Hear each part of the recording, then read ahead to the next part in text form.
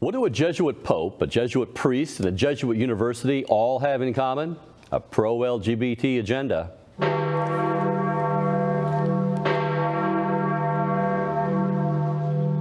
Join us with the latest on Pope Francis and crew. Church Militant's Rome correspondent, Dr. Jules Gomez. Jules, Pope Francis is recovering from his surgery, still in the hospital, supposed to be out tomorrow, but he still took the time to once again promote the agenda of homosexualist priest Father James Martin. Tell us about it. Brad, Father James Martin, a Jesuit, is the world's most notorious Catholic homo heretic. And a month before Francis was admitted to hospital on the 6th of May, he took the time out of his very busy schedule to write a personal handwritten note in Spanish to Father James Martin. And this is what he says in the letter. Let me read it to you. Listen to it very carefully. Thank you very much for your email. Thank you for all the good you are doing. Thank you. I pray for you. Please do so for me. I send my best regards to the members of the meeting at Fordham University. That's the Jesuit pro-LGBT university. Thank you for delivering it to them. In my prayers and good wishes are you and all who are working at the outreach conference. This is the pro-LGBT conference we're going to talk about. Again, Francis writes, thank you for your witness. May Jesus bless you and the Holy Virgin take care of you. Francis thanks Father James Martin 5 times in this little letter. Well, you know, and he's talking about there, as you briefly mentioned, this is in reference to the pro-transgender summit at Fordham Jesuit University in New York City, which starts tomorrow and is actually rolling on and through Sunday. Can you tell us about that? One of the most striking things about this conference is the lineup of speakers. It looks like they're all from the Hall of Homosexual Shame. We begin with Father Brian Masingale, who is a very prominent LGBT activist. He himself is openly homosexual. I don't know how he gets away with that. Then, of course, we have Sister Janine Granick, who Pope Francis wrote a personal note to her when she completed 50 years of her ministry, even though she was silenced by the Vatican in 1999 for her totally dissident views on sexuality. She promotes same-sex marriage. And again, in 2010, I think, the United States Conference of Bishops told her that she had no authority to teach on the topic.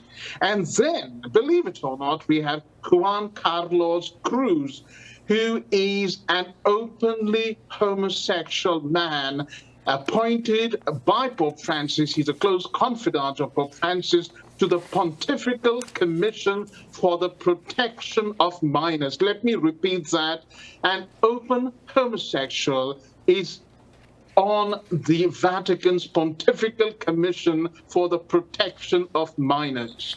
Yeah, and that's significant because the John Jay report says that homosexual, the 80% of the abuse that we've witnessed inside the church has been homosexual in nature.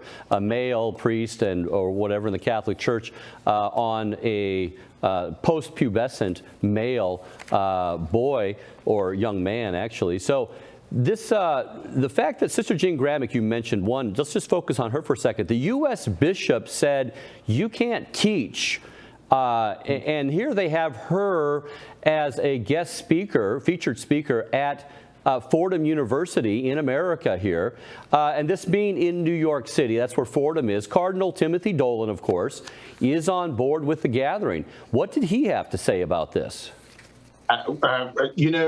Brad, academics would use one word for what is going on, and that is semiotics. Francis is sending out heck of a lot of signals by these what people might think are very small acts.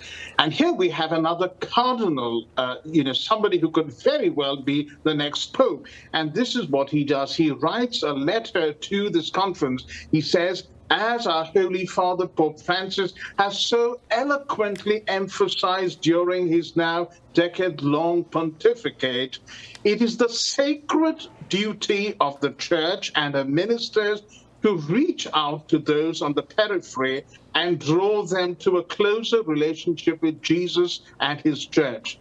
Your vital and important ministry is a valuable and necessary contribution to that effect. And note, none of these church leaders ever say what Jesus told the woman caught in adultery, go and sin no more. None of these church leaders ever emphasize the teaching of the Catholic Church on homosexuality.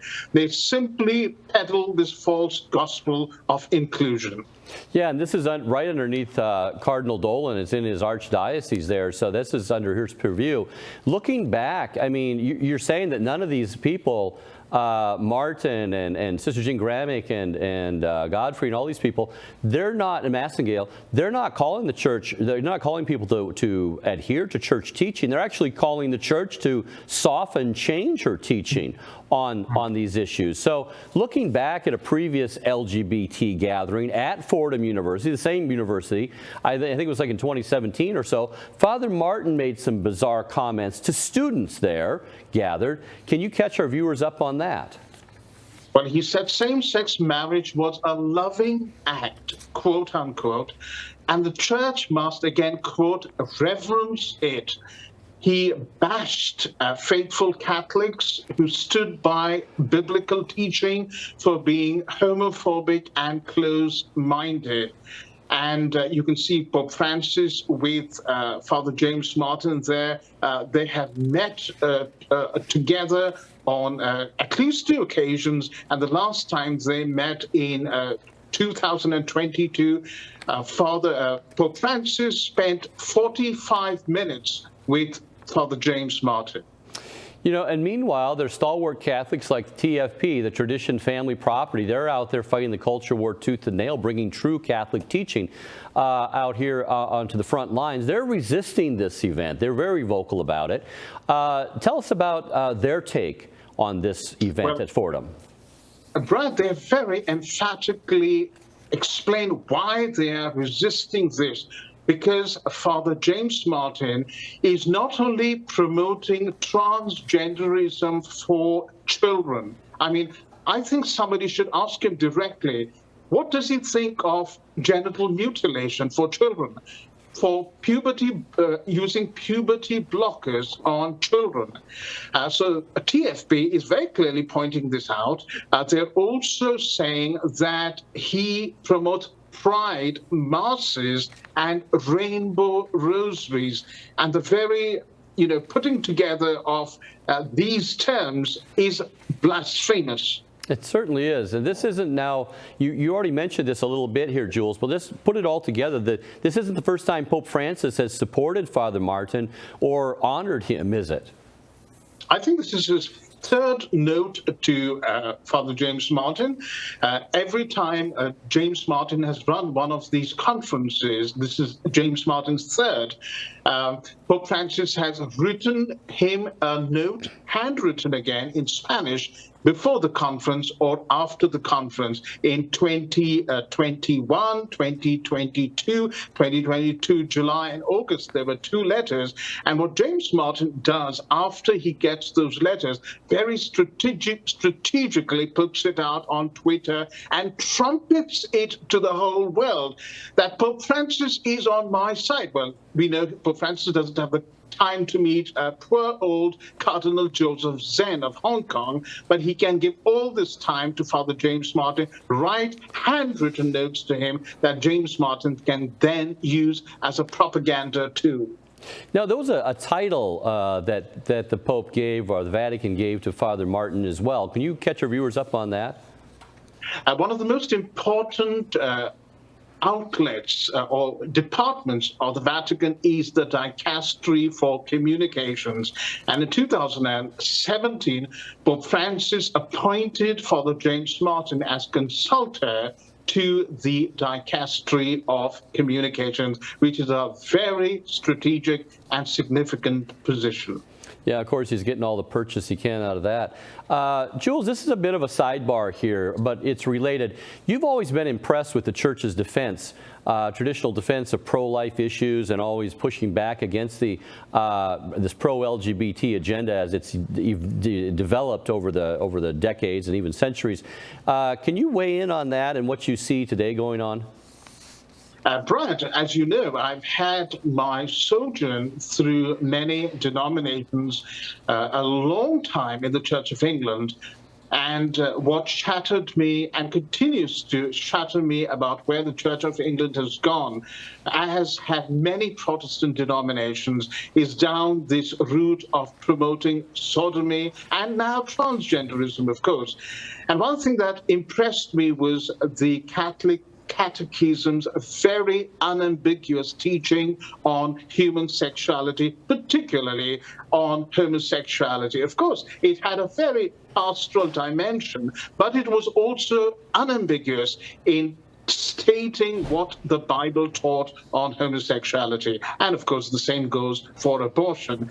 And my biggest fear is that, and of course, this fear is based on statements made by people like James Martin and his cronies. My biggest fear is that they are launching, that they want to change this teaching in the catechism because many of them, including some bishops and cardinals, have said that this is offensive to the LGBT community. Well, you know, a newsflash, all of us have to use the sexual gifts only within inside of holy matrimony and always be open to life with them. So that's not for just one group or two groups, and no one of us should be offended by that. Well, the Catholic Church has always been known to be the defender of moral culture, fighting the culture wars for 2,000 years with the teachings of Christ. Many church leaders are fighting the culture wars today, but sadly seem to be fighting on the wrong side. Let's all join in prayer for them, especially Pope Francis, Father Martin, and all those who seem to be on the wrong side of these wars. Jules, thank you very much for your report and your insights. Thank you, Brad.